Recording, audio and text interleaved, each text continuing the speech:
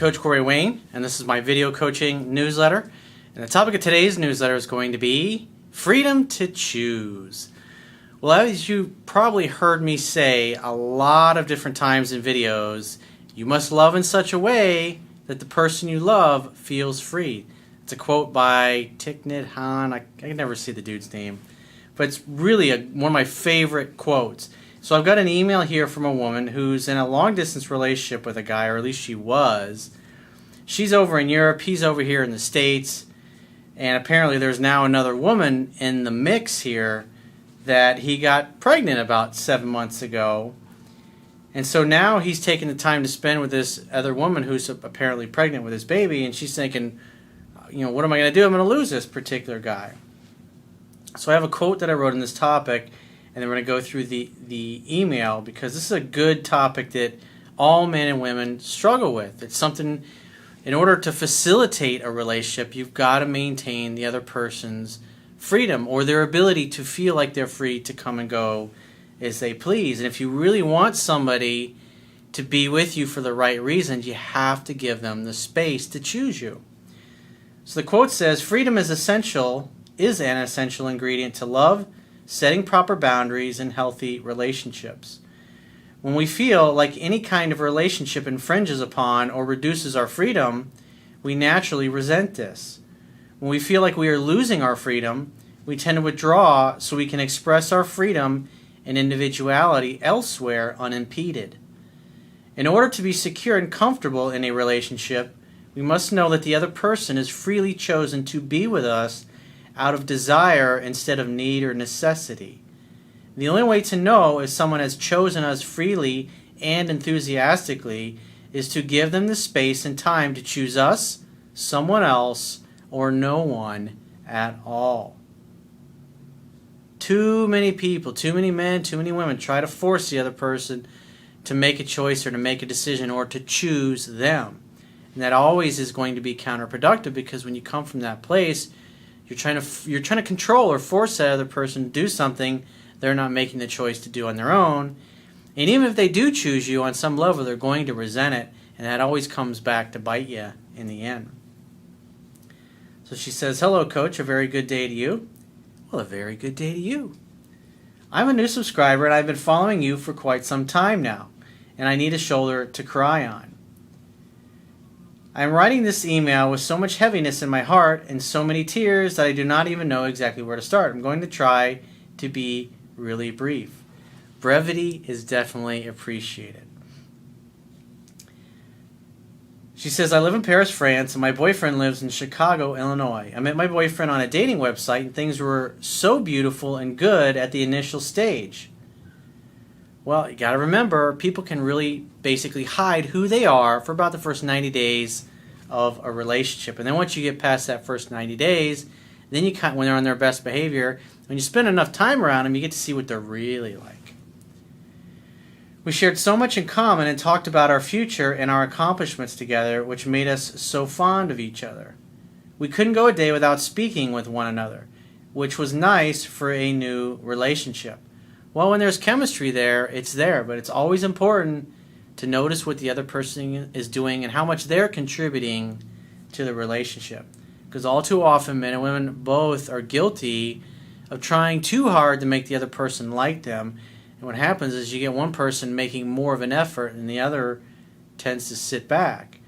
And the one that sits back over time just naturally starts to take advantage of the other one who's doing more of the giving. It's like whoever cares most about the relationship tends to have less power in the relationship. In other words, whoever cares the least is going to be in the strongest position, because they have the least amount to lose. If they care the least, they have the least to lose. We were already planning our first live meeting and also planning for me to travel to Chicago for us to close the distance sometime between November and December of this year, before all hell broke loose some weeks ago. We had our first anniversary last month in July, and I was nice enough to send him some gifts. Now, keep in mind, it doesn't sound like you've actually met this particular dude yet. So that's pretty serious. You went a whole year talking and you still haven't met together in person. So really, you guys are digital pen pals. You should not be buying gifts for one another when you haven't even met in person. It's like trying... Now, if you've read The 5 Love Languages, which is by Gary Chapman, which is a really great short book to read, because everybody has... Some people give gifts. Some people, their love language is affection. Other people, their love language is compliments. And if you're a gift giver, dating somebody who is more of a touchy-feely kind of person, or somebody who needs those compliments, and you're giving gifts as your way of showing how much you care about that person, but you're not telling them, the other person, even though you're giving gifts, which is your love language, might feel like you don't care about them.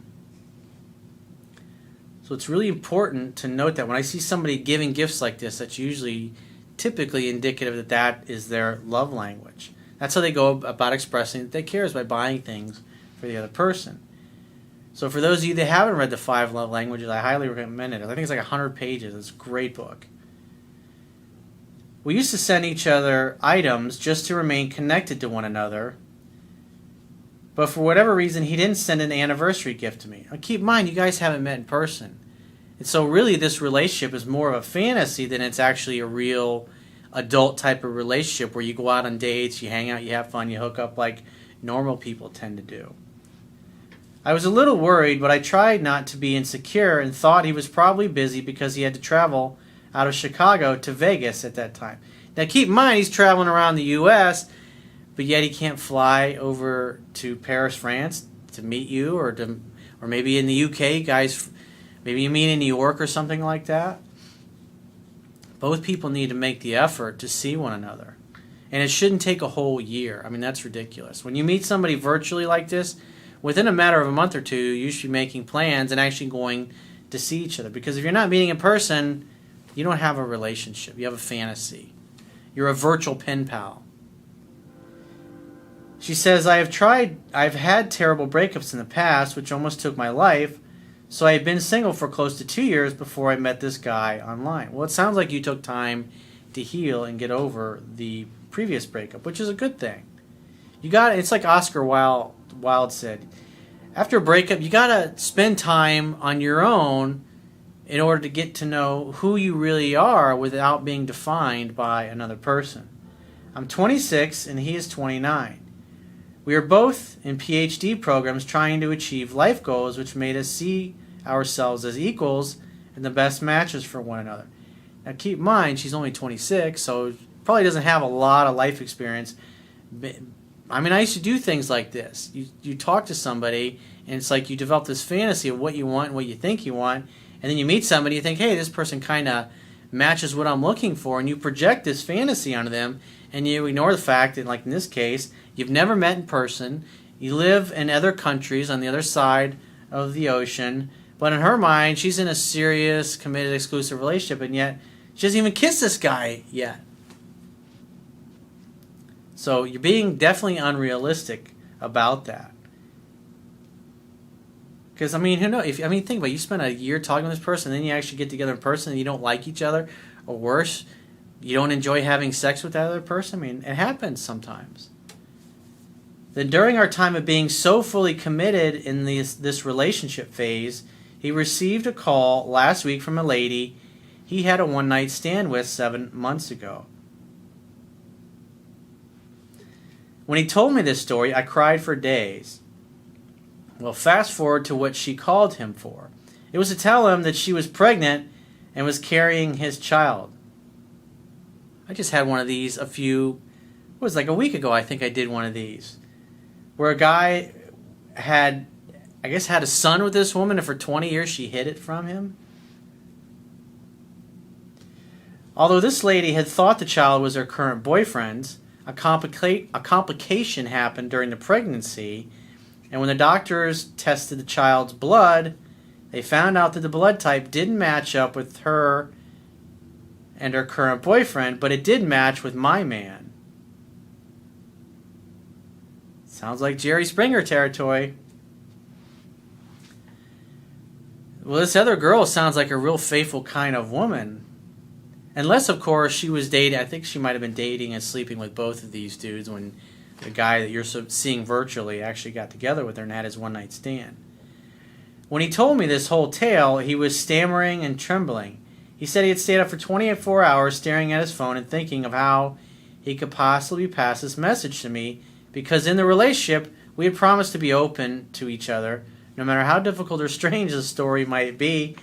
Well, that would definitely qualify as difficult or strange. And he had been so faithful with that. Okay, what's a good... Honesty is the best policy. So she continues on. Now they both have agreed to get to know each other and have a lunch date thing to see if they would be compatible for the baby's sake. So now they're both thinking, oh, well, let's go ahead and have a relationship for the baby's sake.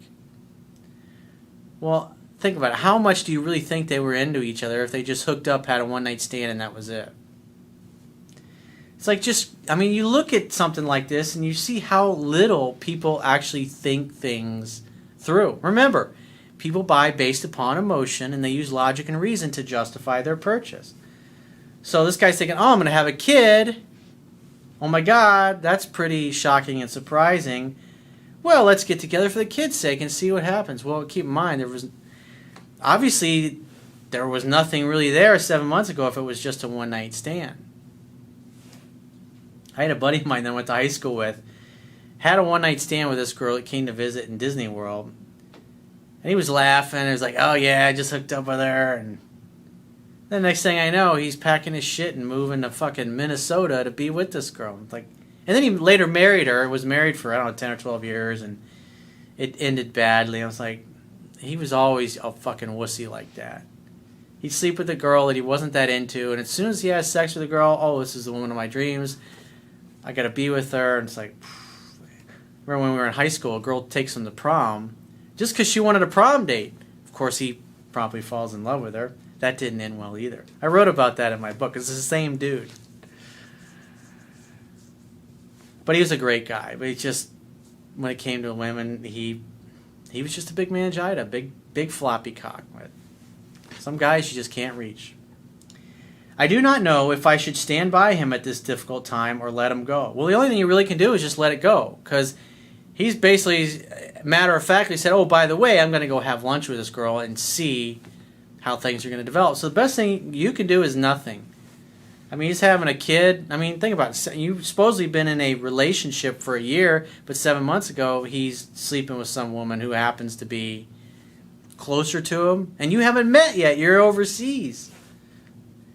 What does that tell you? It doesn't sound like he's a very faithful kind of guy, even if you just had a virtual relationship and haven't met in person yet. But maybe you supposedly hadn't agreed to be exclusive back then. But just, again, 7 months ago, he's sleeping with somebody else. So, and again, how well do you really know this guy? You don't. You've gotten to know the best side that he wants to sell you on. This past week has been difficult for me because I've been trying to give him the space he needs, but I am losing it already. At the end of the day, you got to give him the space to choose what's best for him. But you should be thinking, what's best for you? Do you really want to be in a relationship with a guy? I mean, this is why you date somebody, and you don't just run off and marry somebody when you don't know him and you haven't dated him. Because now you're seeing, it's like you haven't even met this guy in person yet, and look at the drama he's bringing into your life. He's knocked some other chick up who was supposedly a one-night stand. And by the way, did he even tell you about this one-night stand? Was that part of what was going on when you guys were dating? Or, I mean, what was really going on? I mean, do you really want to be in a relationship with somebody like this? Who now is going to put you on hold after you've been talking for a whole year of your life, you've taken up with this particular dude. You still haven't met him, but yet he's going to go explore something with some other woman that is, who he never told you about, who he's knocked up. People will spend more time doing research and investigating and looking at finance options on a car than they will the person that they choose to marry or date or be in a relationship with. Case in point, look at this email. Got to check yourself before you wreck yourself. He told me repeatedly that he doesn't like her enough to want to marry her, but my worry is I'm not in Chicago at the moment. Well, at the end of the day, he doesn't like her enough to want to marry. He didn't even like her enough to want to date her more than fuck her one night. But yet he's going to go see if there's something there. He sounds like a fucking Fruit Loop himself. The long-distance relationship is already bad enough for me, not to mention this whole scenario with the baby mama drama. I do not know if I should wait for him or let him go. What you really should do is keep your options open. Let him do the pursuing and just say, you know what, you go explore that, and when you figure it out, you let me know, because in the meantime, I'm going to see what else is out there. Because obviously in the past year, you've been seeing what else is out there, and now you got somebody else pregnant. So this is not what I signed up for. I haven't even met you yet, and look what's going on already. So just think, the more involved you get with a guy like this, what else is going to pop up? Pun intended. I feel we deserve each other, and I already promised him I was going to be around, but then again, I feel I shouldn't be caught in between this whole mess. Well, look at what he's doing. What's he bringing into your life? What value is he adding to your life? You haven't even met him in person, you've wasted a year of your life, and he's knocked up some other woman. Boy, that sounds so exciting. I really want to be a part of that. I love him even though I haven't said it to him yet, and I can't do anything without letting him know. Well, you're infatuated with him. You're infatuated with your fantasy of this guy, your idea of this guy, but you don't really know what this guy is like. And what I'm hearing, I'm not getting excited about it, and vice versa as well. He's all about to tell his parents about the situation, or he's about to tell his parents about the situation, but at the end of the day, it's just him, the man, in this urban battle that matters. It really has nothing to do with you. That's him and his life. Let him make his choice. You live your life, and may the best man win. Meaning the best guy out there for you is the guy that you should choose. This guy, right now with what's going on, he should be the low man on your totem pole. He should be at the back of the line. Number one, he's not in the same country as you. Number two, obviously it looks like some level of deviousness is going on here in this particular situation. Number three, now there's another chick involved who not only is pregnant with his baby, but she's got another guy she's been sleeping with this whole time that's her supposed boyfriend. Do you really want to get in the middle of all that fucking drama? I think not. I think you'd be foolish to. Please come to my aid because I am already losing it. Why? Over this guy? It sounds like he's really done you a favor. Luckily you haven't come over to see him yet. You haven't spent the money to do that. You haven't slept with him, therefore you haven't potentially got any diseases from this guy. Because again, he doesn't look like somebody that's really faithful, that loyalty, commitment means anything. So you should save yourself for a relationship with somebody who has the same standards and values. In other words, because you've taken yourself off the market, it sounds like, and you're not dating or sleeping with anybody else, and you've in essence taken yourself out of the game for the fantasy of what you thought this guy was, and now that fantasy is pretty much poof. It's vaporware. It was non-existent. I feel I don't get lucky with men in relationships at all. Well, it's just this particular situation should be the kind of situation you just go, okay, great, now I see this dude for what he really is, so on to the next. But most people that get in these kinds of situations, they just sit around and they wait for it to get better. They wait around for a guy like this to make his decision, and meanwhile 2, 3, 4 years from now, you get strung along, and God knows where you'll be. I mean, at the end of the day, I would move on with your life and keep dating and say, you know what, if you really want to see me, why don't you come to the UK or come to Paris, France, where I am, and visit me and make it up to me. I mean, again, he's the one that went and knocked somebody else up.